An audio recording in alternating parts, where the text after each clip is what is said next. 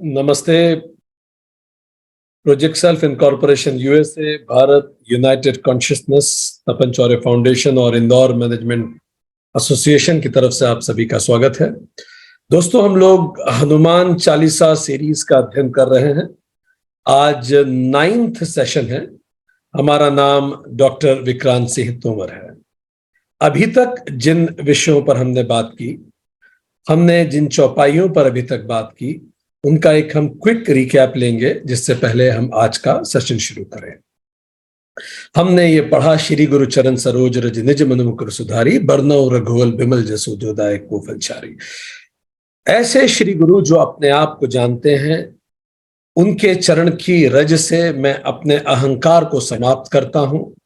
अपने मन के अहंकार को शून्य कर कर, चित्त की स्मृतियों को शून्य कर कर, सही अर्थों में एकाग्र चित्त होकर मैं ऐसे श्री राम और श्री हनुमान के चरित्र का वर्णन करता हूं, जिससे मेरे अर्थ, काम, धर्म और मोक्ष चारों सिद्ध होते हैं।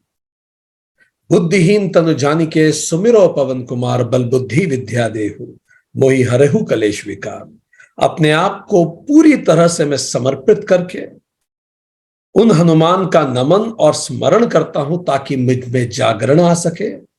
ऐसे श्री हनुमान जो मेरे मन को चेतना से जोड़ते हैं, जो मुझे बल, बुद्धि और विद्या देते हैं, और मुझ में से 5 क्लेश और 6 विकार समाप्त करते हैं, जो मुझे हाईवे टू हेल से और मैट्रिक्स ऑफ मैडनेस से बचाते हैं, और ट्रिनिटी ऑफ ट्रैंक्विलिटी देते हैं, गेटवे टू हेवन मुझे देते हैं। पहली चौपाई है, जय हनुमान ज्ञान गुण सागर, जय कपीश तेहु लोक उजागर। ऐसे श्री हनुमान जिनमें जय भी है और विजय भी है, जो अपने अंदर अपने आप को भी जीतते हैं और बाहर प्रेम से दुनिया को भी जीतते हैं, जो अहंकार के परे हैं और जिनका आत्म सम्मान एलिवेटेड है, उच्च है। ऐसे श्री हनुमान जिसमें ज्ञान भी है और गुण भी है। वो श्री हनुमान जो हर पल आनंदित रहते हैं, उनके स्मरण से मुझ में योग्यता और विनम्रता दोनों आती है। ऐसे श्री हनुमान जिनमें व्यक्तिगत पावर इतनी है कि उन्हें किसी अथॉरिटी की आवश्यकता नहीं। उनके स्मरण से मैं तीनों अवस्थाओं के परे तुरीय तक जाता हूं, तीनों गुणों के परे गुणातीत होता हूं, तीनों शरीर के परे अपनी आत्मा को पहचानता हूं, और 3 स्तर के ऊपर जाकर चेतना में अपनी चेतना को उजागर करता हूं। ऐसे श्री हनुमान। रामदूत अतुलित बलधामा, अंजनी पुत्र पवन सुत नामा।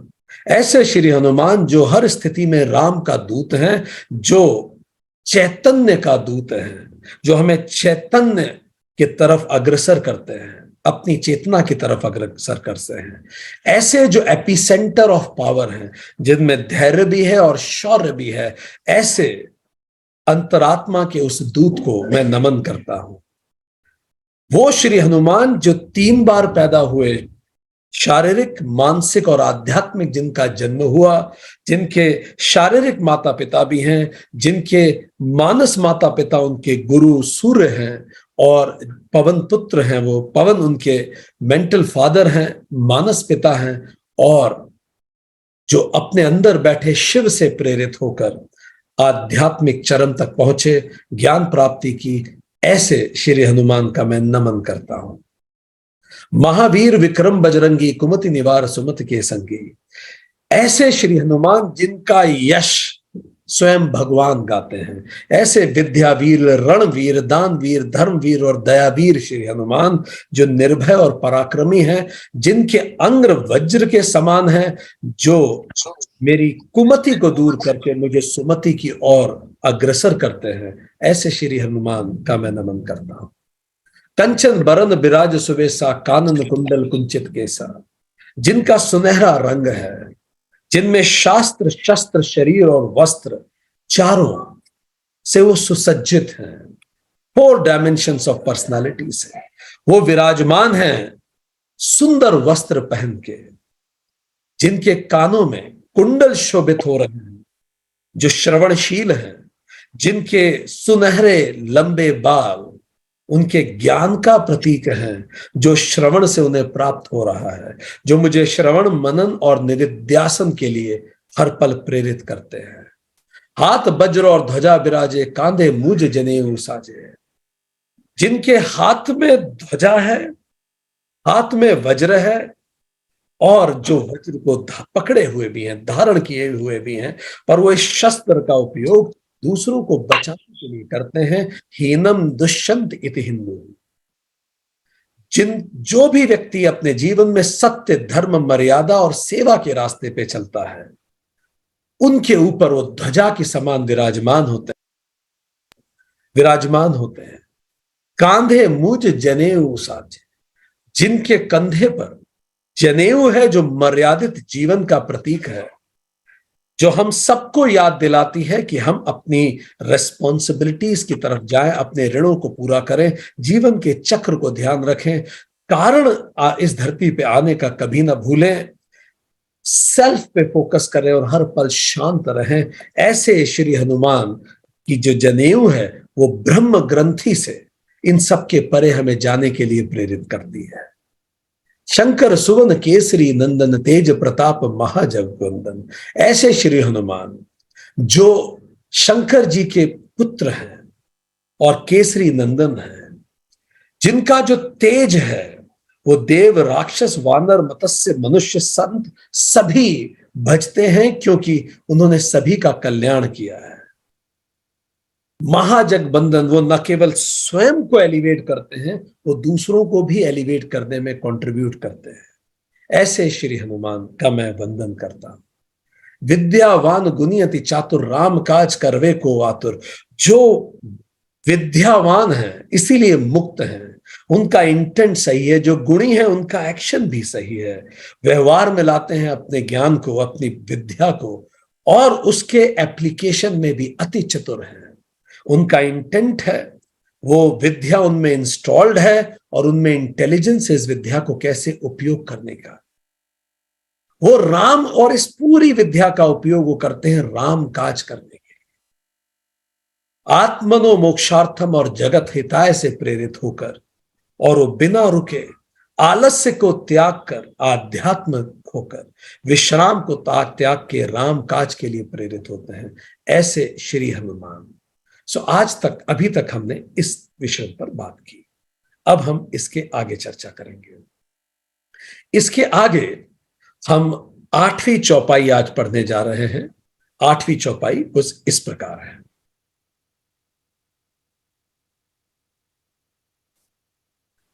प्रभु चरित सुनवे को रसिया, राम लखन सीता मन बसिया। ऐसे श्री हनुमान जो प्रभु का चरित्र सुनने में बहुत रस लेते हैं, वो हर समय प्रभु का चरित्र सुनने को उत्सुक होते हैं। यदि उन्हें प्रसन्न करना है तो श्री राम का चरित्र सुनाया जाए। राम लखन सीता मन बसिया। और जो श्री राम के, श्री लखन के और माता सीता के मन में बसते हैं, ऐसे श्री हनुमान। अब एक एक पंक्ति को हम ढंग से समझते हैं।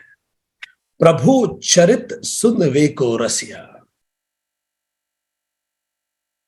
प्रभु से यहां तात्पर्य है चैतन्य का, हमारी अंतरात्मा का, चेतना का।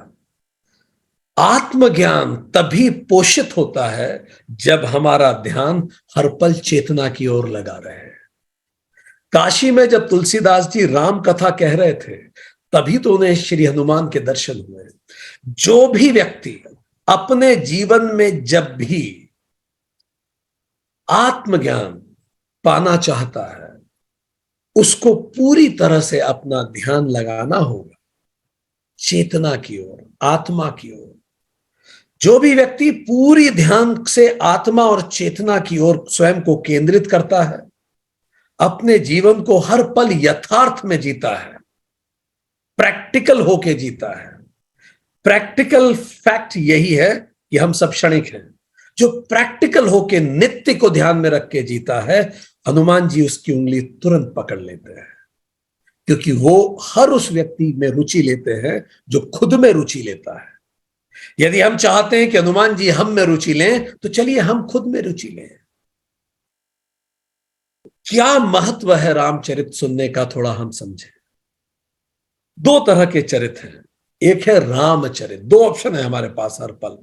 एक तो हम रामचरित सुने, उस पर ध्यान करें, मतलब अंतरात्मा पे, विषय पे विचार करें, सत्य क्या है उस पे सोचें। और दूसरा है कामचरित, हम इस जगत प्रपंच पे सोचें। तो जगत चालीसा भी होती है और हनुमान चालीसा भी होती है। जगत चालीसा जगत में लगातार चलती रहती है, नेटफ्लिक्स पे आपको दिखेगी, सोशल मीडिया पे दिखेगी। हनुमान चालीसा आपको रामायण से जुड़ी मिलेगी, गीता में दिखेगी। Ramcharit highest standards of ethics की तरफ हमें प्रेरित करते हैं। Morality, bravery, decision making, hard work के लिए प्रेरित करता है।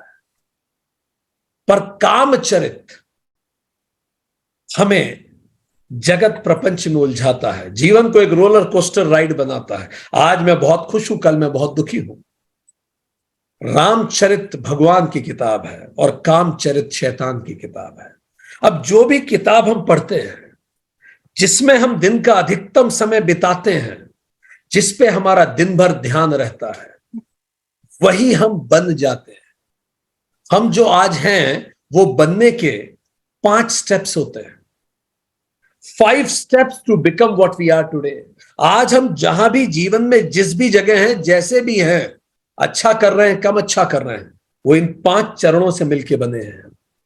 पहला चरण रिसीव, दूसरा चरण कंसीव, तीसरा चरण परसीव, चौथा चरण बिहेव, पांचवा चरण become. Receive, conceive, perceive, behave and become. एक एक करके समझे। First step is what you receive. आप रिसीव क्या करते हैं, इसका मतलब क्या है? What are we exposed to. दिन भर हम किससे एक्सपोज्ड हैं? चलिए जरा सोचना शुरू कीजिए। हम 24 घंटे किस प्रकार के लोगों के बीच में उठते बैठते हैं? सोचिए जरा उनके बारे में। किस प्रकार के लोगों के बीच में हम उठते बैठते हैं? उनकी टेंडेंसीज क्या है, उनके विचार क्या है, उनके लाइफ के मोटिव्स क्या हैं, जिस भी तरह के लोगों से हम मिलते बैठते हैं। सोचिए उन लोगों को क्या प्रेरित करता है। यह है व्हाट यू रिसीव। कई बार इसमें हमारी चॉइस होती है, कई बार चॉइस नहीं भी होती। आप ऐसे घर में पैदा हुए हैं, ऐसी स्थितियों में है कि आपकी चॉइस नहीं है कि आप किस तरह का एक्सपोजर आपको मिलेगा। आप नौकरी करते हैं, जिस तरह के लोग आ सके आ जाए, पर फिर भी उनके बारे में सोचिए। अब आप ये भी सोचिए, दिन भर में आप क्या देखते हैं और क्या सुनते हैं उन लोगों के बीच में। उन लोगों के बीच में दिन भर आप क्या देखते हैं? क्या बातें लगातार मुनाफा कमाने की हैं? इसमें कोई बुरी बात नहीं है, अच्छी बात है। क्या बातें दुनिया घूमने की हैं? क्या बातें पारिवारिक बातें हैं, इसने उसे वो कहा, उसने से ये कहा? क्या बातें बच्चों को अच्छे से बड़ा करने की हो रही हैं? क्या बातें हो रही हैं? ये जो बातें हमारे आसपास पूरे समय होती हैं, ये हमारी स्टेज 1 होती है। ये हम रिसीव कर रहे हैं, यहां से एंट्री हो रही है, यहां से एक्सपीरियंसेस आ रहे हैं। फिर आता है स्टेज 2। जैसे मान लीजिए 2 बहनें हैं, एक उदाहरण लेके चले और बेहतर हो। 2 बहनें, एक बहन ने एमबीए किया है, एक ने एमई किया है। दोनों की उम्र 26-27 साल है। दोनों एक साथ एक पार्टी में गई, एक पारिवारिक फंक्शन में गई। बहुत सारी बातें हुई इस पारिवारिक फंक्शन। देवर एक्सपोज, बहुत सारी बातें उन्होंने रिसीव की। एक रिश्तेदार ने बोला, भाई इतनी उम्र हो गई, अब जरा शादी वादी करके सेटल हो जाओ। दूसरे रिश्तेदार ने बोला, अरे बड़ी बात है, तुम अकेली सेल्फ डिपेंडेंट हो, नौकरी करती हो, अपने पैर पे खड़ी हो, परिवार का तो तुमने नाम रोशन कर दिया। ऐसे हर तरह की बातें उन्हें सुनने को मिल रही है। ये रिसीव हो गया। अब आइए स्टेप 2, कंसीव। कंसीव मतलब मां जैसे गर्भ में धारण करती है, ऐसे ही जो कुछ भी हम सुनते देखते हैं, उसमें से कुछ चीजों को चुन लेते हैं, और वो जो चुनी हुई चीजें उनको मन में, यहां मस्तिष्क में धारण करते हैं। जैसे गर्भ धारण होता है, ऐसे विचार का भी धारण होता है। हम मस्तिष्क में उस विचार को धारण करते हैं, फिर अकेले में सोचते हैं। अब ये जो बहन ए है, नाम इसका रख लें सीमा, दूसरा का रख लें रीमा। तो जो सीमा है वो अकेले में सोच रही है, यार बात तो सही है, अब तो शादी की उम्र हो गई, अब विचार आ रहे हैं अलग अलग तरह के, दोस्तों की भी शादी हो गई। अब वो लोग दोस्त जब पार्टी में आते हैं तो वो हस्बैंड वाइफ बन के आते हैं,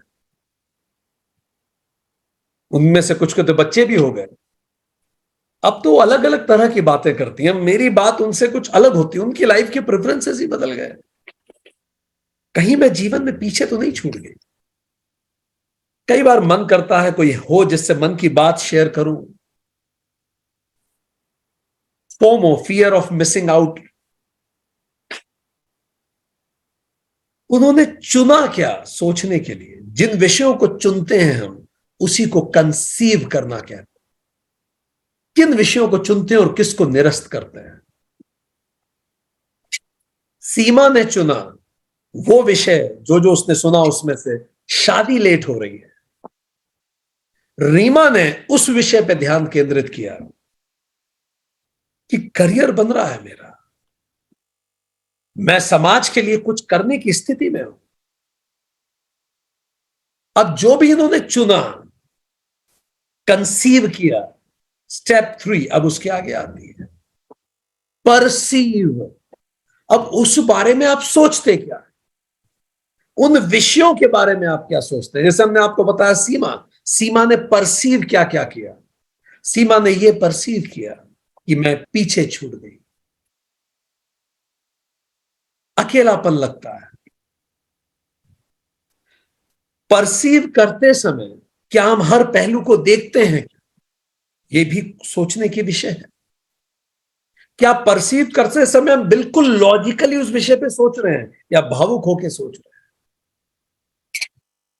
उधर रीमा रीमा ने परसीव किया कि साइना नेहवाल जो है वो भी तो इतनी योग्य है, कैसे देश का नाम रोशन कर रही है। मैं भी अपने चुने गए करियर में इतनी आगे बढ़ूं, नए टारगेट्स को लेकर बढ़ूं। मैं अपने ऑफिस में परफॉर्मर हूं, अपने बिजनेस में परफॉर्मर हूं। लड़कों को तो नहीं कहा जाता कि जल्दी जल्दी शादी करो, या कहा भी जाता है तो इतना जोर नहीं दिया जाता। मेरा मन है मैं पापा के लिए कार खरीदूं, मां को तीर्थ यात्रा पे ले जाऊं। वो ऊर्जा से प्रेरित होती जा रही है और ये अकेला महसूस कर रही है। क्यों? क्योंकि हाउ यू परसीव, क्या आप उचित सिमिली लेते हैं? आप अगर दो चीजों को तुलना भी कर रहे हैं, अब जब सीमा तुलना कर रही है कि भाई बाकियों की तो शादी हो गई, सीमा ने यह ध्यान शायद ना भी दिया हो कि भाई मैं तो एमबीए हूं, वो जो मेरी फ्रेंड की शादी हो गई उसने तो ग्रेजुएशन ही किया था, वो भी 3rd डिवीजन से किया था, उसके पास तो कोई करियर ही नहीं था, वो तो कभी करियर ओरिएंटेड थी नहीं। अब मैं उसके जीवन के एक पहलू को देख के अपने जीवन को कंपेयर करने लगूं, ये तो ठीक नहीं है। क्या ये तुलना उचित है? क्या ये तुलना बराबर वालों की है? क्या ये तुलना बराबर है? ये सब सोचना महत्वपूर्ण है। परसीव। अंतिम स्टेप 4, बिहेव। बिहेव का मतलब what you impart in your behaviour. अब आप वो जो आपने सोचा है, उन विचारों को अब आप किस प्रकार प्रदर्शित करते हैं? आप किस प्रकार विचारों को प्रदर्शित करते हैं? आप, कई लोग एग्रेसिव होकर प्रदर्शित करते हैं, कई लोग नैराश्य के साथ प्रदर्शित करते हैं, मेरा तो जीवन कर, हमारी लाइफ बिना स्ट्रगल के कभी नहीं चली, मुझे जीवन में प्रेम नहीं मिला। या तो मैं दुखी होकर भावों को प्रदर्शित करूं, या फिर मैं पॉजिटिव भावों को मैं किस तरह से, जो भी मेरे पास भाव है मैं प्रदर्शित कैसे करता हूं, एग्रेसिव होके या शांत रहे। अब ये जो बिहेवियर मैं बार बार करूंगा, step 5, I will become it, मैं वही बन जाऊंगा, वही मैं बन जाऊंगा। यही 5 स्टेप्स हमें बनाती हैं या बिगाड़ती हैं। पर receive, conceive, perceive, behave and become. एक ही जीवन दो लोगों को मिलता है, पर दोनों लोग एक ही चीज को रिसीव कर रहे हैं, पर उनमें से अलग अलग चीज चुन रहे हैं सोचने के लिए। कंसीव अलग कर रहे हैं, फिर जो सोच रहे हैं वो भी कुछ तार्किक सोचते हैं, कुछ अतार्किक सोचते हैं, परसीव सही या गलत करते हैं। और उनमें से कुछ लोग जो गलत परसीव कर रहे हैं, सही कर रहे हैं, फिर उसको बिहेवियर मिलाते हैं और जैसा आप बिहेव करते हैं वैसा आप बन जाते हैं। Life gives us experiences. जो आप रिसीव कर रहे हो एक्सपीरियंस है, यही गुरु की महत्वता आती है। राम बोला नाम का छोटा सा बच्चा, जीवन ने उसे अनुभव दिए, कठोर अनुभव दिए, और उसी कठोर अनुभव को वो सोच रहा था, उसी पे विचार कर रहा था, पर उसे सही गुरु का साथ मिल गया। जीवन ने एक्सपीरियंस दिया, गुरु ने एक्सप्लेनेशन दे दिया, तो परसेप्शन सुधर गया। यहां गुरु की महत्ता आती है। गुरु सही परसेप्शन, सही सोच बनाने में मदद करता है। इसीलिए वो नरहरि बने और अंतिम में अपने अंदर के सदगुरु को जगा के वही तुलसीदास बने। So life gives experiences, Guru gives explanation, and Sadguru within provides enlightenment. वो enlightenment देते हैं। तो आप जो चरित्र सुन रहे हैं दिन रात, वो चरित्र आपके अंदर आने लगेगा। Because what you receive, you will conceive. Hanuman ji प्रभु चरित्र सुनते हैं पूरे समय। वो सुनते हैं भगवान राम के जीवन की स्ट्रगल के बारे में, भगवान राम की दिनचर्या के बारे में। बालकांड में आता है, प्रातः काल उठी के रघुनाथा, मातु पिता गुरु नावहि माथा। सुबह उठ के रघुनाथ अपने माता पिता के चरणों का वंदन करते हैं। सोचिए आज के बच्चे अगर ये सब चीजें पढ़ें, कितने प्रेरित हो सकते हैं। राम कैसा जीवन जीते थे, सुबह सबसे पहले उठ के अपने माता पिता के चरणों का वंदन करते थे, जो इस दुनिया में लाए उन्हीं के साथ, जिनसे जिंदगी की शुरुआत हुई उन्हीं के साथ दिन की शुरुआत करते थे। 204.4 बालकांड। जब श्री राम जी को वनवास मिला और सारे अयोध्या के निवासी परेशान थे, तो श्री राम ने कहा कि यह सजा है या कोई छुपा हुआ महान अवसर, यह तो समय ही बताएगा। लोग कैसे उन्होंने उस समय में भी सुमति के साथ सही चीज को परसीव किया। राम के परसेप्शन का तरीका सीखिए। जब भी कोई चीज जीवन में आघात की तरह आए, धैर्य से ये विचार कीजिए, ये सजा है या अवसर है, यह तो भविष्य की गर्भ में छुपा है। राम का चरित्र प्रेरित करता है। जंगल में शबरी मिली, श्री राम ने शबरी को भामिनी कहा, अति सुंदर। उन्होंने चेहरा नहीं देखा, मन की सुंदरता देखी। इनर ब्यूटी, मैं जिसको भी देखता हूं क्या उसके मन को देखता हूं, उसके शब्दों के परे क्या मैं मन को देख पाता हूं। यह हम राम से सीखते हैं। अयोध्या से इतना समय हुआ आए हुए, लंका जीत ली। लक्ष्मण जी ने कहा लंका जीत ली, रावण मारा गया, सब कुछ सेटल हो गया, इतना थके हुए हैं, आज विश्राम कर लें, कल चलते हैं। श्री राम जी ने कहा, अपि स्वर्णमयी लंका न में लक्ष्मण रोचते, जननी जन्मभूमिश्च स्वर्गाद अपि गरियुसी। भले सोने की ही लंका क्यों ना हो लक्ष्मण, मेरा मन उसमें नहीं लगता। जननी और जन्मभूमि स्वर्ग से भी श्रेष्ठ होती है। हर व्यक्ति जो अपने देश के लिए कुछ करना चाहता है, कितनी प्रेरणा है श्री राम के वचनों और जीवन के चरित्र में। आप उसको जिएंगे, पढ़ेंगे तो मन में आएगा। सीता जी का जीवन भी देखें, न केवल श्री राम का, पूरे उनके जीवन की स्ट्रगल के दौरान उन्होंने प्रेम की पराकाष्ठा की। जब स्वयंवर था तो उन्होंने श्री राम को चुना, जब वनवास था तो महल को छोड़ उन्होंने फिर से श्री राम को चुना। जब लक्ष्मण जी ने रेखा खींची तो उन्होंने धर्म को चुना, और धर्म कौन था? धर्म श्री राम ही तो है। रघुकुल की बहू के सामने अगर कोई भिक्षा मांगने आए तो ये तो उनका धर्म था मदद करना, उन्होंने फिर धर्म को चुना। अयोध्या लौटने की जब बात आई, उन्होंने पुनः राम को चुना। अकेले वनवास पे जब जाने की बात आई, उन्होंने पुनः राम को चुना, और जो राम ने कहा उसको क्रियान्वित किया। और अंतिम रूप से जब पृथ्वी पे समाने की बात आई, तब वो बात थी कि राम जी ने रोका था, पर सीता जी ने आत्मसम्मान को चुना। पर अगर बहुत गहराई से देखें तो उस पल भी सीता ने राम को ही चुना। सीता समा ही इसीलिए गई ताकि पुनः बैकुंठ में चली जाए, और जब वो पुनः बैकुंठ में जाएंगी तो वहां श्री हरि विष्णु से पुनः मिलन हो जाएगा।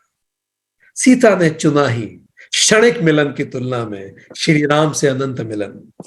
तो सीता का पुनः जीवन, पूरा जीवन, हर पल उन्होंने चुना श्री राम को। राधा के रूप में वो पुनः लौटेंगे, नए युग को नए तरीके से राधा कृष्ण बन के प्रेम सिखाने के लिए। लाइफ एक चॉइस है। आप राम को चुनते हैं या काम को चुनते हैं, कामनाओं को चुनते हैं। लाइफ एक चॉइस है। आप वेद को चुने या वेदना को चुने, यही चॉइस है। वेद जीवन का तरीका सिखाते हैं। अगर वो तरीका हम नहीं सीख पाए तो हम वेदना को ही चुन रहे हैं। रामचरित सुनवे को रसिया, हनुमान जी इसीलिए रामचरित सुनते हैं क्योंकि रामचरित इंस्पायर करता है। एक एक पल जीवन का राम का इंस्पायर करता है। और अगर हम लगातार इंस्पायर्ड रहना चाहते हैं तो 4 तरीके हैं। जैसे हम पहले भी बता चुके, इंटरनेट पाने के 4 तरीके हैं। डायरेक्ट लाइन ले, डायरेक्ट लाइन ले, वाईफाई ले, हॉटस्पॉट ले या चिप लगा ले मोबाइल में, चारों से इंटरनेट आता है। बस इसी 4 तरीके से हम रामचरित से जुड़े रह सकते हैं। अगर आप चाहते हैं कि आप लगातार अपनी स्वभाव पर मंथन करें तो पहला तरीका है डायरेक्ट लाइन। इसका मतलब अच्छी किताबें पढ़िए। जब तक आप उन किताबों को पढ़ेंगे आप हमेशा डायरेक्ट लाइन से जुड़े रहेंगे अंतरात्मा की। दूसरा तरीका, इष्ट देव धारण करें। कुल देवता, ग्राम देवता, भगवान, इष्ट देव, इनको धारण करें। यह आपको बार बार अपने मूल स्वरूप की तरफ लौटाएंगे। दूसरी बात, ये तो डायरेक्ट लाइन हो गई। मंदिर जाएं। ये तीनों तरीके डायरेक्ट लाइन के हैं। मंदिर में जब आप जाते हैं तो अपने आप जुड़ जाते हैं, अपने आप अंतरात्मा उस परमात्मा से जुड़ जाती है। दूसरा इस वाईफाई, सत्संग में रहें। ऐसे दोस्त, ऐसे रिलेटिव्स के साथ रहें जो इस तरह की बातें करते हैं। आप प्रेरित फील करेंगे। जो आध्यात्मिक रुचि रखते हो, ऐसा आपके पास एक सर्कल जरूर होना चाहिए। तीसरा हॉटस्पॉट, एक गुरु हो आपके पास, एक मास्टर हो, एक मेंटर हो। जब भी आप उनके पास जाएं, अपने आप एक हॉटस्पॉट सा क्रिएट हो और आप खुद को अपनी आत्मा के करीब पा सके, मन की बात कह सके, खोल के कह सके, मन हल्का हो सके। चौथा और अंतिम चिप, खुद ही मेडिटेट करें, कंटेम्पलेट करें, अपदीपो भव हो जाए। ये चारों तरीके से हम रामचरित लगातार सुनते रह सकते हैं। आगे, राम लखन सीता मन बसिया। वो राम, लक्ष्मण और सीता जी के तीनों के मन में बसते हैं। श्री राम अपने पूरे जीवन में 3 बार ही रोए हैं। एक, जब सीता जी का हरण हुआ, व्यथित होकर रोए, सीता जी का हरण हुआ। दूसरा, जब लखन को तीर लगा। और हम बात कर रहे हैं उनके वनवास के समय में, इस 14 साल में 3 बार वनवास के बाद से श्री राम की आंखों में आंसू आए। जब सीता जी का हरण हुआ, जब लक्ष्मण जी को तीर लगा, और अंतिम बार जब सीता जी धरती में समा गई और सीता जी बैकुंठ की ओर चली गई। हर पल, हर समय, जब जब ऐसा हुआ, श्री हनुमान हमेशा हम श्री राम की सेवा में रहे। श्री हनुमान से हमने सीखा ये कि वो केवल श्री राम के मन में नहीं बसते, उन्होंने ऐसे कर्म किए कि वो श्री लखन के भी और सीता जी के मन में भी बसते हैं। अगर प्रेम सीखना है तो श्री हनुमान से हम सीखें। वो हमें सिखाते हैं loving a person means loving everything he loves. भगवान राम जिसको भी पसंद करते हैं, श्री हनुमान स्वतः उसे प्रेम करने लगते हैं। हनुमान भगवान राम जिस भी दिशा में जाते हैं, श्री हनुमान खुद उस दिशा में चल पड़ते हैं। Loving a person means loving everyone he loves, सभी को स्वीकार करना, टोटैलिटी में उस व्यक्ति को स्वीकार करना, न केवल यह कि बस मैं उस व्यक्ति को प्रेम करता हूं, उसके आसपास के किसी व्यक्ति से मुझे कोई मतलब नहीं। श्री हनुमान ने सिखाते हैं जिस व्यक्ति को आप प्रेम करो, वो जिसे प्रेम करे वो भी आपके प्रेम के पात्र होते हैं, तो ही वो प्रेम है। उसके प्रेम में अपने प्रेम को जोड़ देना। श्री हनुमान सिखाते हैं love is in his happiness lies my happiness. Shri Ram की प्रसन्नता में मेरी प्रसन्नता है। In his pain lies my pain, उनके कष्ट में मेरा कष्ट है। श्री हनुमान ये भी सिखाते हैं हम सबको, loving a person means knowing his और her priorities and making it our own priorities. उस व्यक्ति को जिसको हम प्रेम करते हैं, उसकी प्राथमिकताओं को जाने और उसको अपनी प्राथमिकताएं मान लें। यह है हनुमान जी के प्रेम करने का तरीका। जिस पल से उनके जीवन में राम आए, राम ही तो उनकी प्राथमिकता थी, फिर कुछ और ना पाया, बस फिर श्री राम ही थे। Loving a person means helping him और हर इन अचीविंग हिज और हर ऑब्जेक्टिव्स ऑफ लाइफ। प्रेम का अर्थ हनुमान जी सिखाते हैं जिसको भी हम प्रेम करते हैं, इसका अर्थ है हम उसको उसके जीवन के लक्ष्यों तक पहुंचने में मदद करें। ऐसे ही तो व्यक्ति मन में बसता है। इसी कारण सीता जी ने हनुमान जी को सुत कह के पुकारा, पुत्र कह के पुकारा। वो श्री राम का संदेश लेके आए। जब सीता रूपी मन, अगर हम लक्ष्मण जी के चरित्र को गौर से देखते हैं तो प्रथम दृष्टया लक्ष्मण विवेक प्रतीत होते हैं, सही बात भी है। पर अगर आप और गहरे उतरेंगे लक्ष्मण में, तो आप महसूस करेंगे लक्ष्मण और उर्मिला दोनों वैराग्य के प्रतिमान हैं।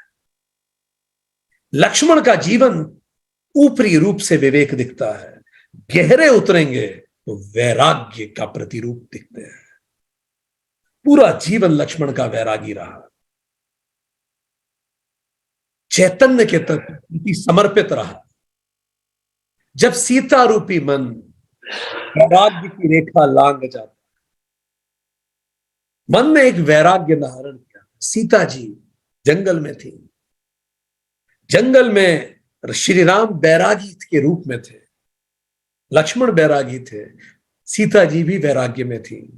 पर अचानक मन चंचल होता है। स्वर्ण मृग को देख के वो वैराग्य की रेखा, स्वर्ण मृग को जब उन्होंने देखा, उसके बाद से जो घटनाक्रम शुरू हुआ, जो वैराग्य रेखा खींच के गई, और जब रावण आया, जब अविद्या आई, तो सीता रूपी मन उस वैराग्य की रेखा को लांग गया। घटना क्रम शुरू ही हुआ स्वर्ण मृग से। तो जब मन विचलित होता है भौतिकता से, तो वैराग्य की रेखा भी लंघ जाती है।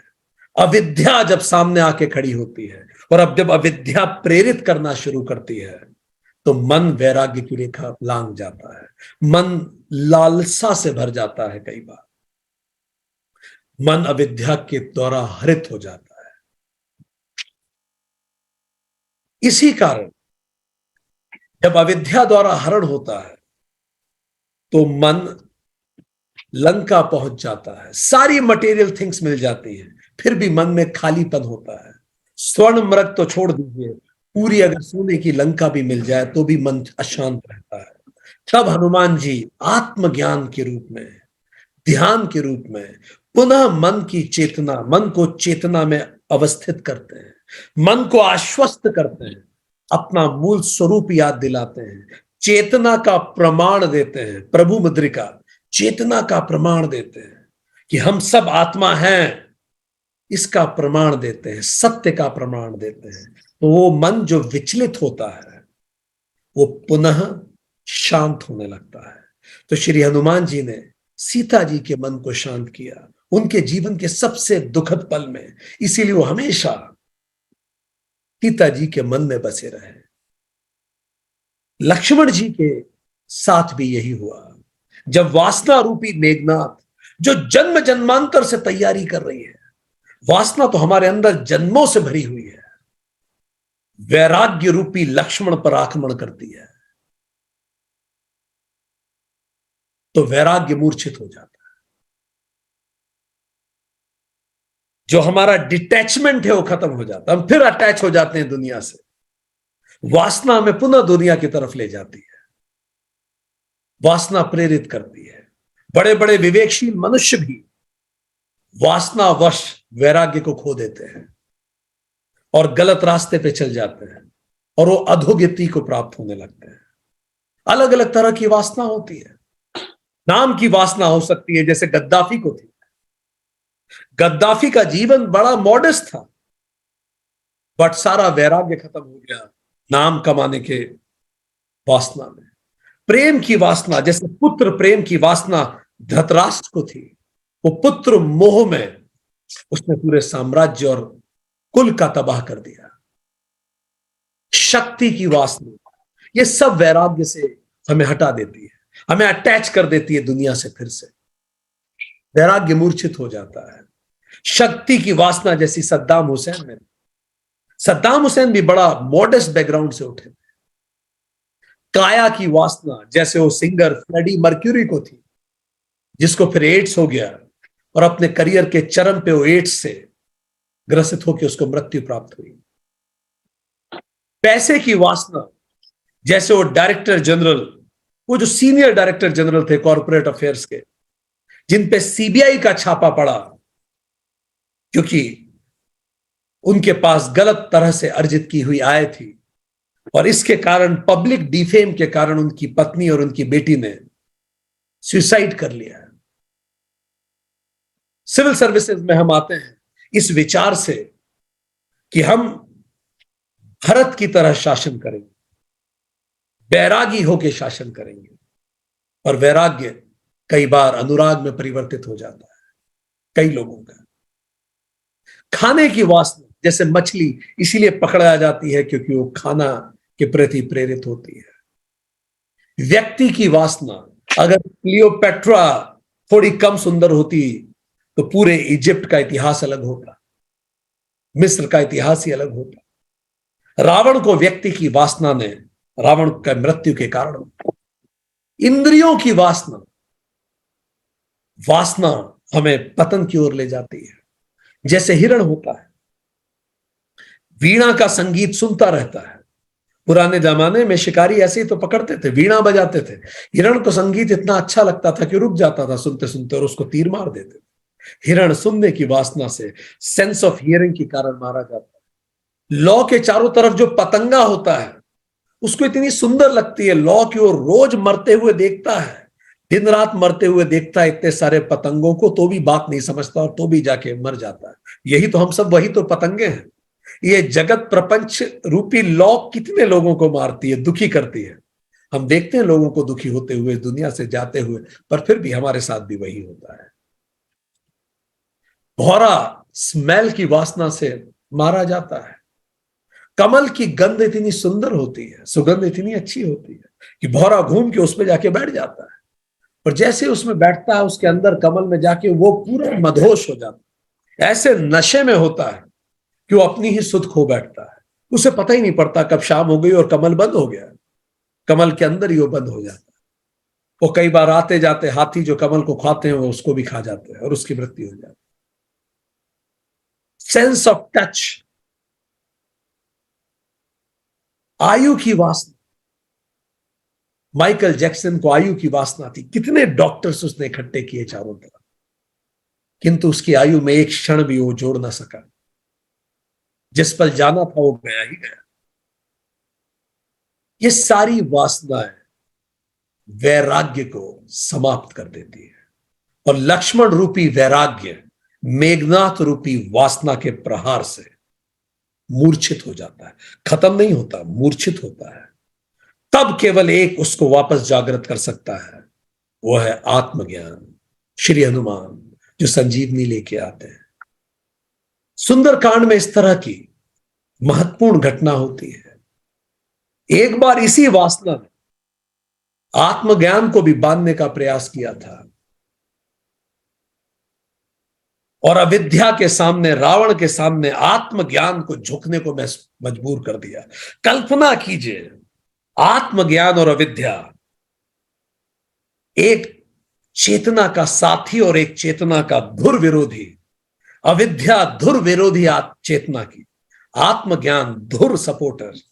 ये दोनों एक दूसरे के सामने, जगत के दो सर्वशक्तिशाली लोग एक दूसरे के सामने जब आए, कुछ अलौकिक होना ही था उस पर, और अलौकिक हुआ भी। रावण के सामने जब हनुमान जी को पेश किया गया, वासना बांध के लाई आत्मज्ञान को, पर वासना यह न जान सकती थी कि वो आत्मज्ञान को मूर्छित नहीं कर सकती, वो वैराग्य को भले मूर्छित कर सकती थी। आत्मज्ञान जब रावण के सामने आया, रावण तो अनित्य सिंहासन पर बैठा था, भौतिकता के सिंहासन पर बैठा था, पर आत्मज्ञान ने एक नित्य सिंहासन अपनी योग्यता का बनाया। हनुमान जी ने अपनी पूंछ को कॉइल करके रावण के ऊपर उठ के बैठे और बातचीत शुरू की। यह दुनिया का सबसे अलौकिक शास्त्रार्थ है, आत्मज्ञान का शास्त्रार्थ अविद्या से।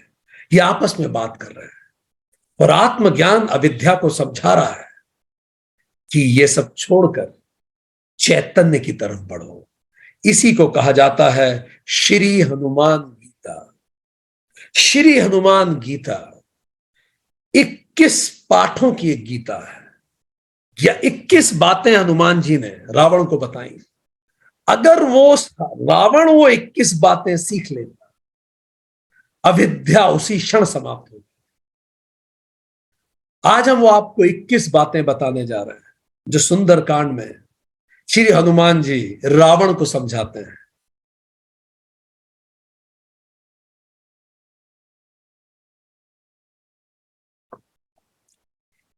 अपनी योग्यता की पराकाष्ठा पे हनुमान जी, जो लोग सामर्थ्यवान होते हैं उन्हें फिर संसाधनों की कमी नहीं होती।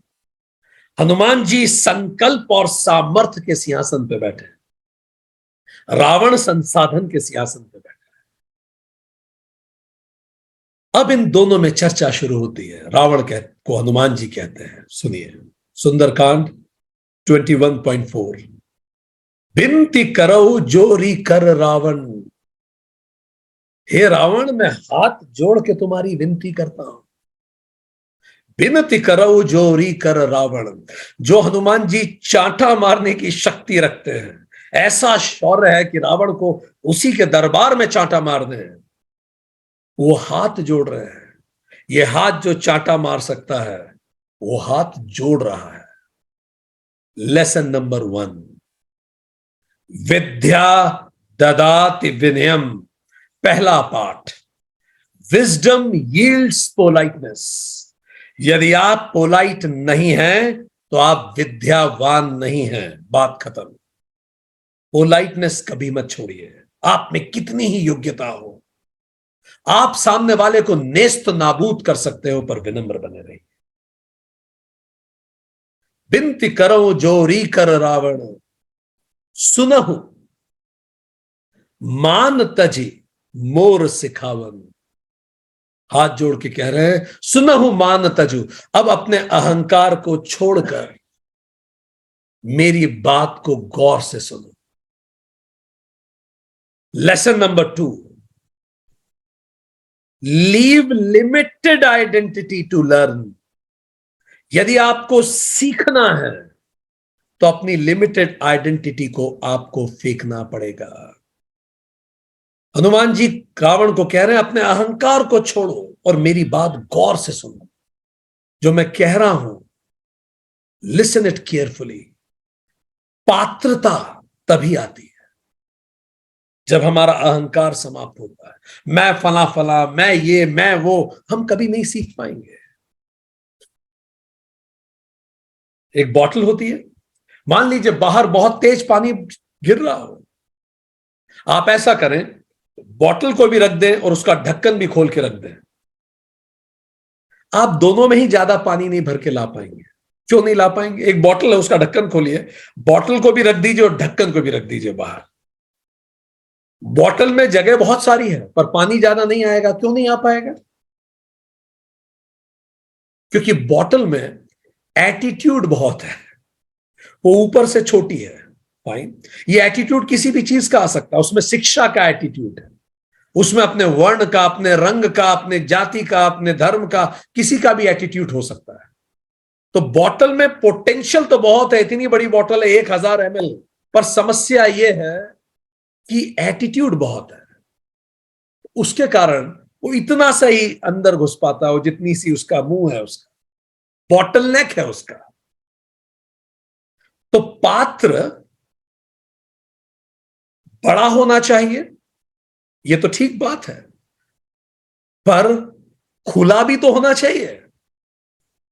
बॉटल खुली नहीं है सीखने के लिए, बॉटल बंद है, ऐसे बैठी है, देखें क्या बताते हैं। We can't listen it, we can't receive it. दूसरी तरफ वो ढक्कन कितना भर पाएगा?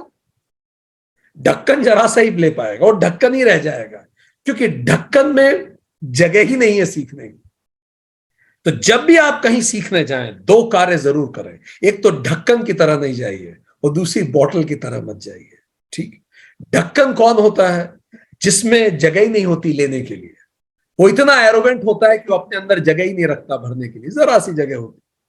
और बॉटल कौन होती है? जिसमें इतना एटीट्यूड होता है कि पोटेंशियल तो होता है पर बहुत ब्लॉक्ड रहता है, बॉटल नेक होती है। तो अगर आपको कहीं भी कुछ भी सीखना है तो दो शर्तें हैं। बड़ा पात्र लेके जाइए, जैसे बॉटल बड़ा पात्र है, और दूसरा खुला पात्र लेके जाइए। बड़ी जगह बना के जाइए और खुला पात्र रखिए, जल्दी सीखेंगे। हनुमान जी रावण को कह रहे हैं, गौर से मेरी बात सुन, अपना अहंकार एक तरफ रखो, नहीं तो जो बोलूंगा नहीं समझ पाओगे। आगे कहते हैं, देखो तुम निज कुलहि बिचारी, अपने पवित्र कुल का विचार करो रावण। याद कीजिए भगवत गीता में यही कृष्ण अर्जुन को कह रहे हैं, अरे तुम क्षत्रिय हो, कुतस्ता तो कुतस्वा कस्मल मिदम विश्व सम उपस्थितम। तुम किस कुल से आते हो, क्या हरकत कर रहे हो? लेसन नंबर 3, जब भी आप जीवन में कोई कार्य करें, कुछ भी करने से पहले 3 पीढ़ियों के बारे में जरूर सोचें। मेरा ये कर्म मेरे पूर्वजों को गौरवान्वित करेगा क्या? मेरा ये कर्म जिस जनरेशन में मैं जी रहा हूं, उस जनरेशन में मेरे लोगों को गौरवान्वित करेगा क्या? और तीसरा, मेरा यह कर्म आने वाली पीढ़ियों को प्रेरित करेगा क्या? अगर आपने ये 3 बातें हमने सोच ली, तो हमारे कर्म अपने आप सटीक होने लगते हैं। यही चीजें तो एनडीए के अधिकारियों को वो बनाती हैं जो वो हैं। जैसे ही कोई व्यक्ति नेशनल डिफेंस एकेडमी में सेलेक्ट होकर जाता है, 18 स्क्वाड्रंट्स में से एक स्क्वाड्रन उसको अलॉट हो जाती है। और जैसे उसको स्क्वाड्रन अलॉट होती है, उसे बताया जाता है कि स्क्वाड्रन का इतिहास कितना महान रहा है, कितने पद्म वीर इसमें से निकले हैं, परमवीर चक्र इन्हें मिले हैं, महावीर चक्र इन्हें मिले हैं। इस गौरवशाली इतिहास का जिम्मे अब तुम्हारे कंधे पे है। वर्तमान की जो बैचेस होती है, जो उनके सीनियर होती हैं, वो उन्हें अपना अचीवमेंट बताती है। वर्तमान का भी बोझ उनके कंधे पे आता है और भविष्य उन्हें रचना होता है। तो जब वो युद्ध में उतरते हैं, तो उनको अपने नेशनल डिफेंस एकेडमी खड़गवासला का वो हॉल याद आता है, जहां पिछली पीढ़ियां, आने वाली पीढ़ियां और वर्तमान सब उनके इस प्रदर्शन का इंतजार कर रही होती हैं, जो वो आज युद्ध में करने वाले हैं। ये उन्हें प्रेरित करता है अपना 100% देने के लिए। तो हनुमान जी कह रहे हैं, अपने पवित्र कुल का विचार करो। Lesson number 3, think of all life times of your good deeds and your parents. फिर वो कहते हैं, भ्रम तजी भजहु भगत भय हारी, और भ्रम को छोड़कर भक्त भय हारी भगवान को भजो Ravan. Leave the temporary, leave the lower, and भजो किसको? The higher, the permanent. Lower को छोड़ के परमानेंट को भजो रावण। ये तो लोअर है जो तुम सब कुछ कर रहे हो। जीवन हर पल एक चुनाव है। कमतर या बेहतर के बीच में। भले सुबह उठ के कसरत करना हो, खाना खाना हो, सोने का समय हो, कहीं सिग्नेचर करना हो, ये क्लास अटेंड करना हो, हर पल एक चुनाव है। हर पल बेहतर चुनते जाएं। विश्राम पे राम को चुने, आलस्य पे परिश्रम को चुने, स्वाद पर स्वास्थ्य को चुने। जो हम चुनेंगे वही हम बनेंगे। हनुमान जी कह रहे हैं, रावण भ्रम को तजो और भजहु भगत भयहारी। तुम उसको चुनो, वो तुम्हारे सारे डर खत्म कर देगा। लेसन नंबर 4 था ये। लेसन नंबर 5 आगे हनुमान जी कहते हैं, जाके डर अति काल डराई, जो सुर असुर चराचर खाई। लेसन नंबर 5, जाके डर अति काल डराई, वो चेतना जिससे काल भी डरता है। आत्मा या सत्य डेथ एंड टाइम के बियॉन्ड है। वी आर एटर्नल, हम सब एटर्नल हैं। जाके डर अति काल डराई, आत्मा काल के परे है। स्वामी विवेकानंद हम सबको कहते हैं, अमृतस्य पुत्र है हम सब काल के भी परे हैं। So never forget this. Gita में भगवान कृष्ण अर्जुन के कहते हैं, अर्जुन ऐसा कभी नहीं हुआ जब तू नहीं था या मैं नहीं था। हम सबके कई जन्म हो चुके हैं, बस अंतर यह है तू भूल गया, मुझे याद है। हम सब अनंत यात्रा के यात्री हैं। मृत्यु केवल कॉमा है, फुल स्टॉप नहीं। हमारे अंदर जो नित्य है उसे कोई नहीं मार सकता, और हमारे आसपास और अंदर जो अनित्य है उसे कोई बचा नहीं सकता। भले वो पद हो, प्रतिष्ठा हो, शरीर हो, रिश्ते हो, नाते हो, जो अनित्य है उसे बचाया नहीं जा सकता। तो हनुमान जी कह रहे हैं, रावण विचार कर, जो अनित्य है उस चैतन्य को ध्यान कर। आगे कहते हैं, जो सुर असुर चराचर खाई, जिसने सुर खत्म कर दिए। सुर जो बहुत अच्छा काम करते थे वो भी तो चले गए। Lesson number 6, lesson number 6 Ravan को बता रहे Hanuman ji, we are too temporary to be arrogant in life. हम एरोगेंट होने के लिए भी बहुत टेम्पररी हैं। कितने आए और कितने गए हमारे जैसे। हनुमान जी कह रहे हैं, सुर भी चले गए। बड़े तुर्रम, बड़े महान काम भी जिन्होंने किए उन्हें भी कौन याद करता है, सब भूल जाते हैं। आप अपने स्कूल के बच्चों से पूछ लीजिए ऊधम सिंह कौन था, हम देखेंगे कितने बच्चे सही आंसर देते हैं। या बंदा बहादुर कौन था, या लाचित बरफुकन कौन था। सुर असुर, जो असुर भी हुए वो भी खत्म हो गए। जिन्होंने अच्छे काम किए वो भी नहीं बचे, जिन्होंने खराब काम किए वो भी नहीं बचे। चर अचर, पर्वत समाप्त हो गए, नदियां सूख गई, सब आना जाना है। We are too temporary. कहां लगे हो, nothing is worth taking that serious. जितना गंभीरता से हम ले रहे हैं, जिस कंपनी, जिस ऑर्गेनाइजेशन, जिस घर की हम इतनी चिंता कर रहे हैं, ये भी जाने को ही है। रिलैक्स, आगे बढ़े। फिर वो आगे कहते हैं, तासो बरऊ कबहू न कीजे, मारे कहे जान की दीजे। उस चैतन्य से, उस चेतना से बैर कभी मत करो। तासो बरऊ कभू न कीजे, उस अंतरात्मा से कभी बैर नहीं करना। Never close your eyes towards the eternal truth. 7th lesson Hanuman ji बता रहे हैं, उस अंतरात्मा से बैर नहीं करना। अगर हम अपनी अंतरात्मा को बार बार मारते जाएंगे, अंदर से आवाज आ रही है सही है और हम गलत करते जाएंगे, अंदर से आवाज आ रही है सही है, हम गलत करते जाएंगे। हर बार जब हम अंतरात्मा से बैर करेंगे तो हमारा सर्वस्व नाश हो जाएगा। हनुमान जी बता रहे उससे बैर नहीं करना। अपनी अंतरात्मा से लड़के कोई जीता है क्या कभी? खुद से लड़के कौन जीता है?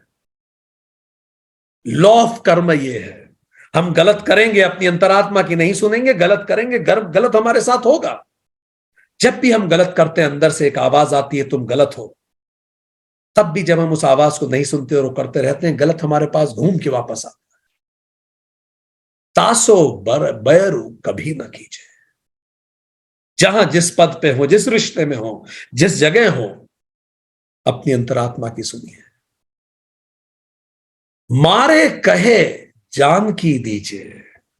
मैं कह रहा हूं, जानकी को दे दो। मन को पुनः चेतना से मिला दो।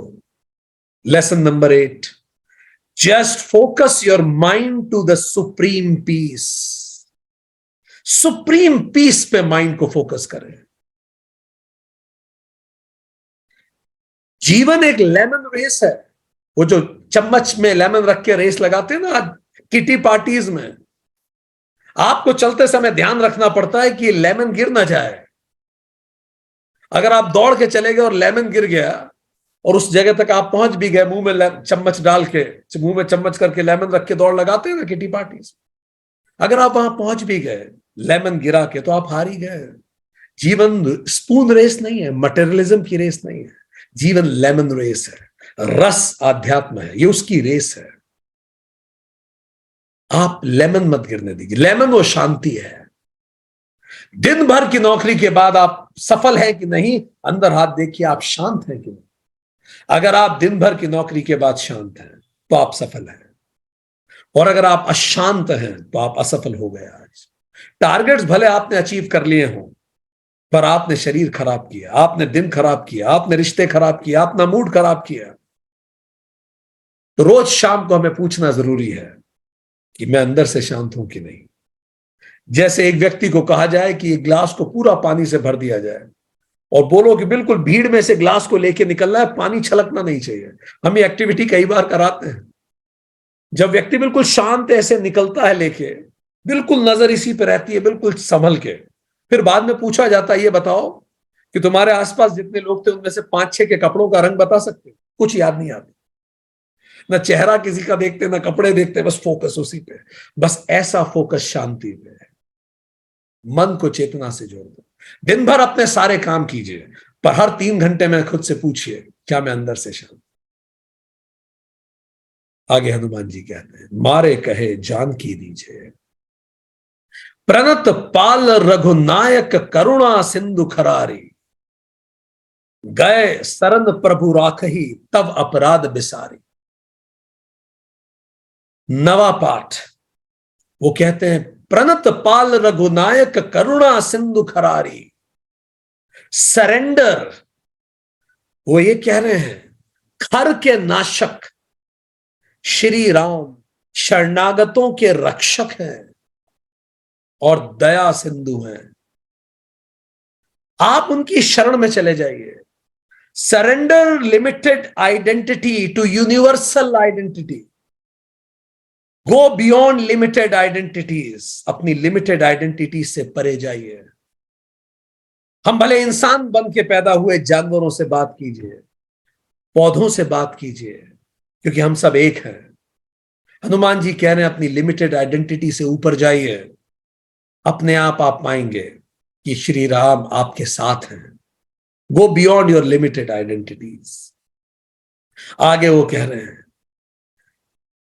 वो शरणागतों के रक्षक और दया सिंधु हैं, गए शरण प्रभु रखे ही तब अपराध बिसारी। यदि हम उनकी शरण में जाते हैं तो प्रभु हमारे सारे अपराध छोड़ के अपनी शरण में हमें रख लेते। 10वां पाठ, प्रभु की शरण में जाना। खर कौन है? खर मतलब दुश्मन, गलत रास्ते पे जो है। 10वां पाठ यह है, if you are aligned to dharma you will never perish. यदि हम धार्मिक रास्ते पे हैं तो हमारा पतन कभी नहीं हो सकता, क्योंकि प्रभु शरणागतों की रक्षा करते हैं। जो चेतना के रास्ते पे, वो धार्मिक रास्ते पे है, उसका पतन कभी नहीं हो सकता। और खर के नाशक हैं वो खर जो अधर्म पे हैं, उनका नाश वो जरूर करेंगे। जो भी अनएथिकल है, जो भी इलीगल कार्य कर रहा है, जो भी करप्ट कर रहा है, उसका वो नाश जरूर करेंगे। हम कितने दिन तक वो कहते हैं बकरे की मां कब तक खैर मनाएगी। तो लेसन नंबर 10, गलत कार्य कभी ना करें, क्योंकि प्रभु राम गलत कार्य करने वाला का संहार करते हैं। धर्म के विरुद्ध जाएंगे तो पतन निश्चित है, शरीर का भी पतन होगा अगर शरीर के धर्म को हम ना माने। लेसन नंबर 11, वो कह रहे हैं रघुनायक करुणा सिंधु, वो करुणा के सिंधु हैं। Universe is infinite compassionate. पूरी यूनिवर्स में कोई आपको जज नहीं करता। सृष्टि बच्चों की तरह हमें रखती है, कोई जज नहीं करता। करुणा से भरी है पूरी सृष्टि।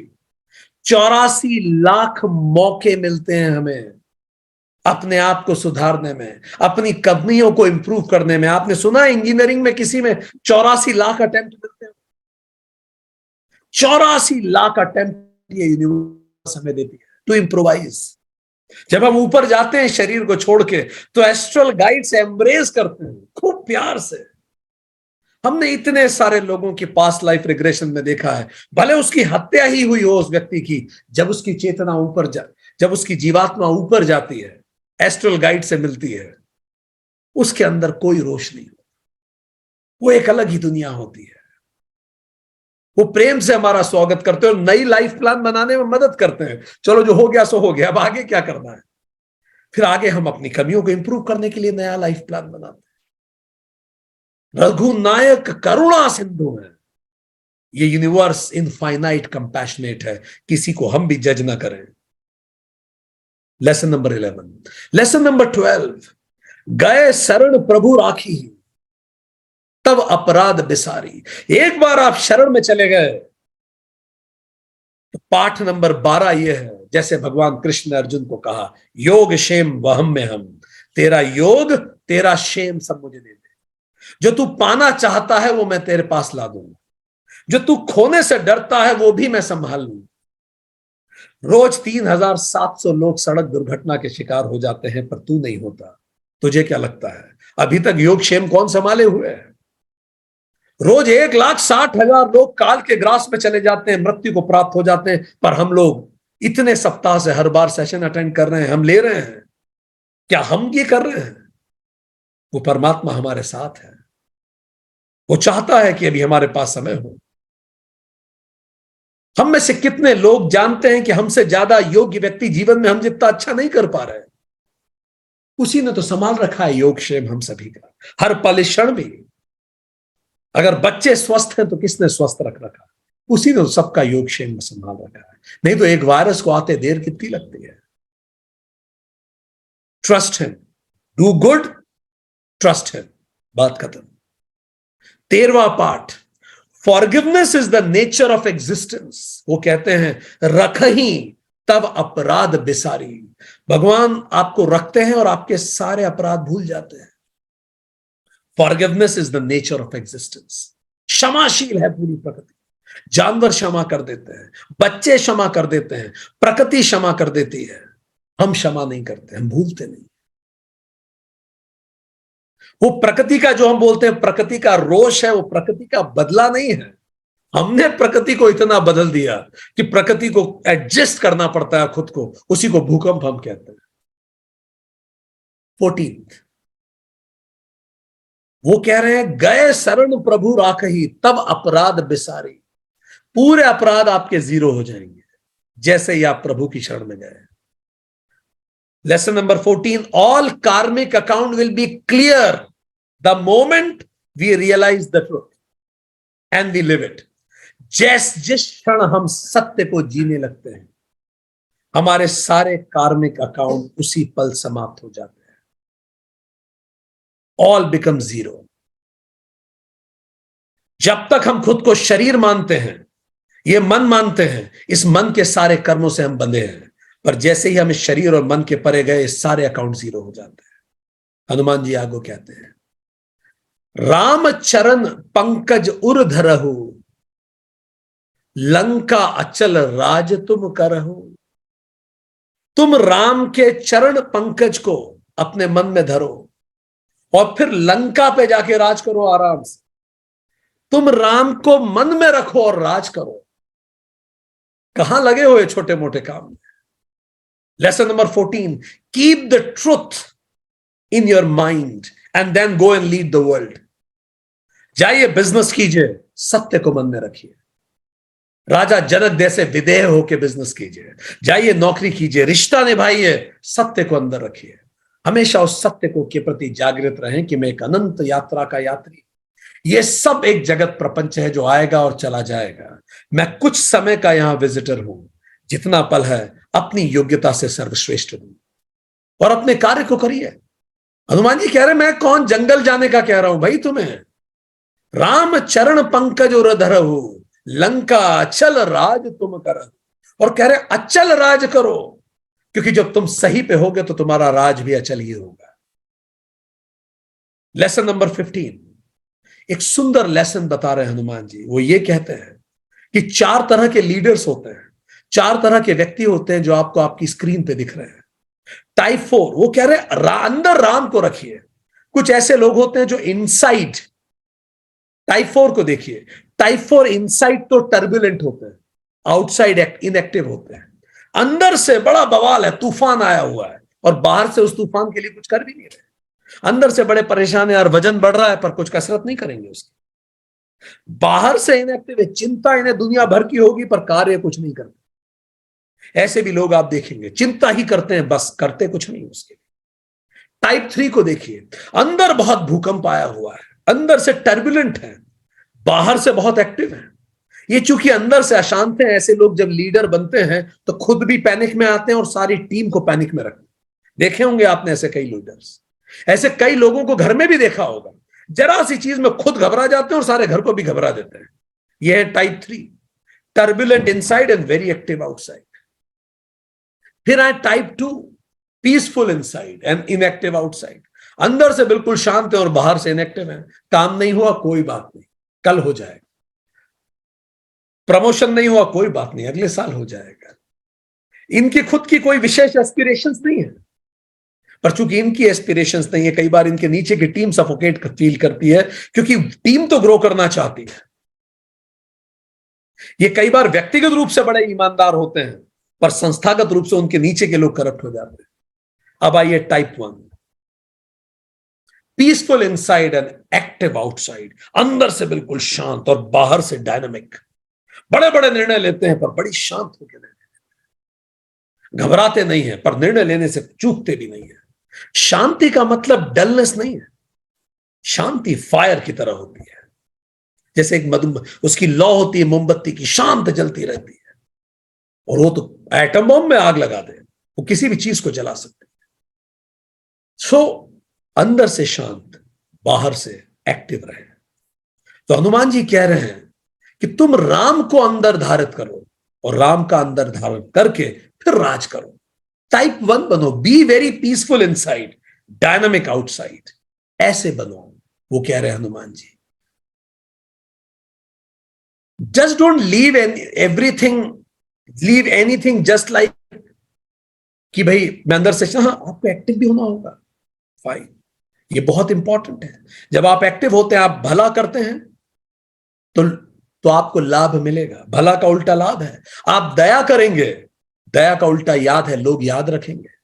फिर वो आगे कहते हैं हनुमान जी, राम नाम बिनु गिर न सोहा, देखो बिचारी त्यागी मद मोहा। सुंदरकांड 22.2। राम के नाम के बिना वाणी शोभा नहीं पाती। मद मोह छोड़कर विचार करके देखो। राम नाम बिनु गिरा न सोहा। स्पीक, बोलते समय भी राम नाम को ध्यान रखें। Speak with the absolute awareness. जब भी आप बोले अवेयरनेस के साथ बोले। अवेयरनेस के साथ कैसे बोलते हैं? याद कीजिए भगवत गीता अध्याय 17 श्लोक नंबर 15। बोलते समय वाचिक तप क्या है? अनुद्वेग कर्म वाक्यम सत्यम प्रियम हितम चयत स्वाध्याय अभ्यासनम चैव वाग्मय तप उच्यते। बोलते समय पहला अनुद्वेग, हमें एग्रेसिव नहीं होना है। अगर आप इमोशनली चार्ज हैं मत बोलिए, अवेयरनेस के साथ बोलिए। दूसरा सत्यम, सत्य कहिए, फैक्चुअली करेक्ट हो जाइए। जो कह रहे हैं फैक्चुअली करेक्ट होना चाहिए। तीसरा प्रियम, सुनने में अच्छा होना चाहिए, अच्छे शब्दों का प्रयोग कीजिए। चौथा हितम, it should be beneficial to the listener.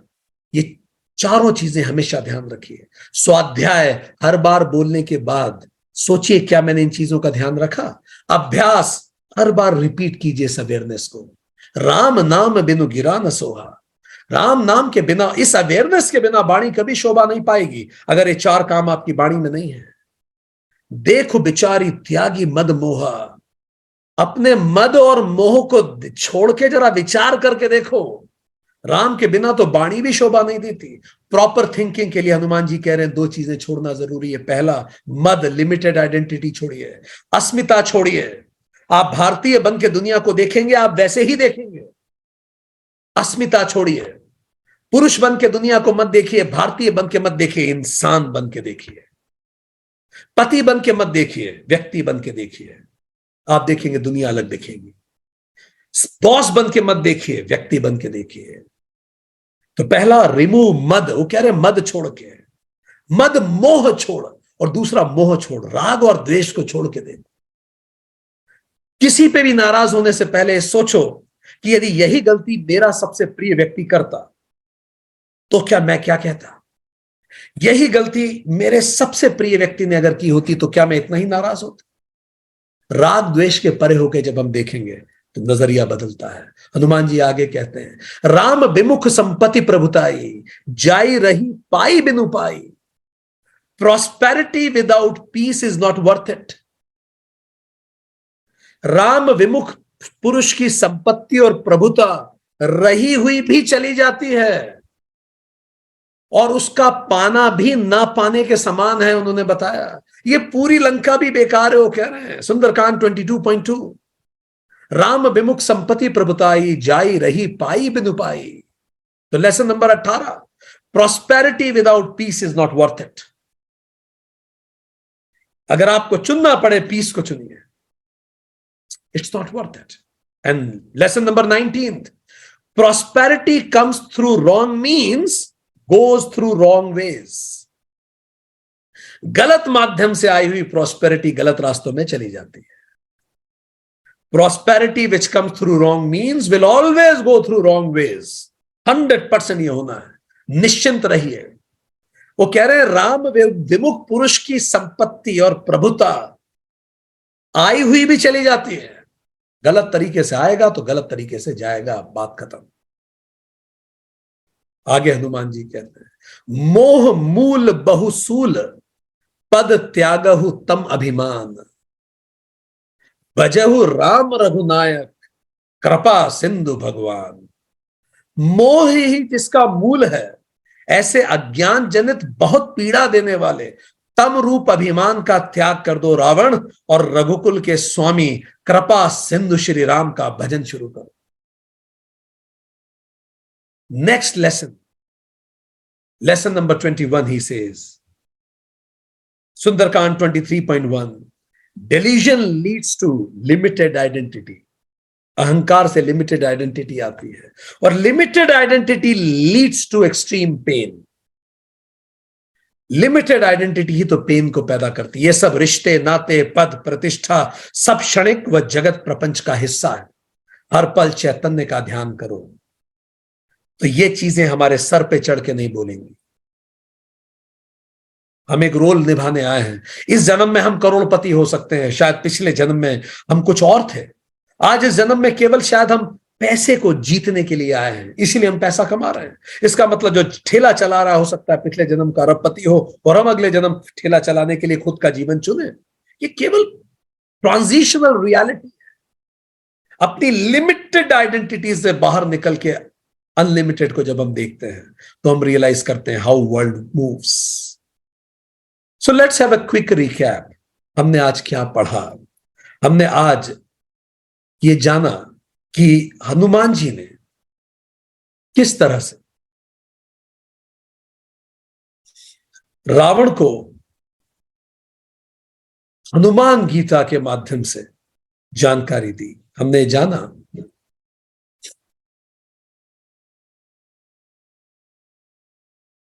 प्रभु चरित सुनवे को रसिया, राम लखन सीता मन बसिया। हमारे पास दो चुनाव होते हैं हर पल जीवन में, कामचरित या रामचरित।